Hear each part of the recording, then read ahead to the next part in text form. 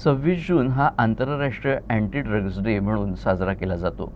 नागपुरात येत्या 20 जून ते 26 जून दरम्यान या निमित्तानं अंमली पदार्थ विरोधी सप्ताह पाळण्यात येणार आहे। या सप्ताहात व्यसनमुक्तीबाबत जनजागृती करण्यासाठी अनेक सामाजिक, शैक्षणिक आणि प्रेरक कार्यक्रम आयोजित केले जातील।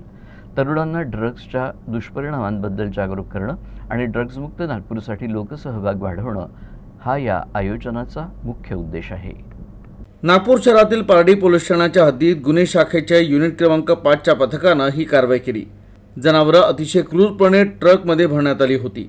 त्यांना चारा पाणी दिलं जात नव्हतं, तसंच त्यांची कोणत्याही प्रकारची काळजी घेतली जात नव्हती। गुप्त माहितीच्या आधारे पोलिसांनी भंडारा रोड जवळील मा उमिया नाक्याजवळ नाकाबंदी करत हा ट्रक थांबवला। ट्रकची झडती घेतली असता त्यात 28 गायी आढळल्या, ज्या कत्तलीच्या उद्देशानं नेल्या जात होत्या। या प्रकरणात दीक्षांत धामगाय नावाच्या आरोपीला अटक करण्यात आली आहे। तो गोंदिया जिल्ह्यातील रहिवासी आहे।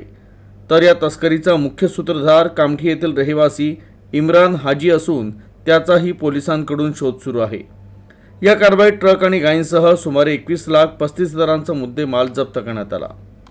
कामठी येथे राहणारा इम्रान हाजी, भाजी मंडई कामठी याने सदरची जनावरे ही कत्तलीसाठी मागवली असल्याचे त्याने सांगितलं। त्यावरून सदरची जनावरे व ट्रक यांना ताब्यात घेऊन पोलीस हवालदार राजेंद्र टाकळीकर यांच्या फिर्यादीवरून कामठी पोलीस स्टेशन येथे गुन्हा नोंद करण्यात आलेला आहे। रेस्क्यू करण्यात आलेली 28 गोवंश जनावरे जी आहेत ती धंतोली येथील गोशाळेमध्ये ठेवण्यात आलेली आहेत।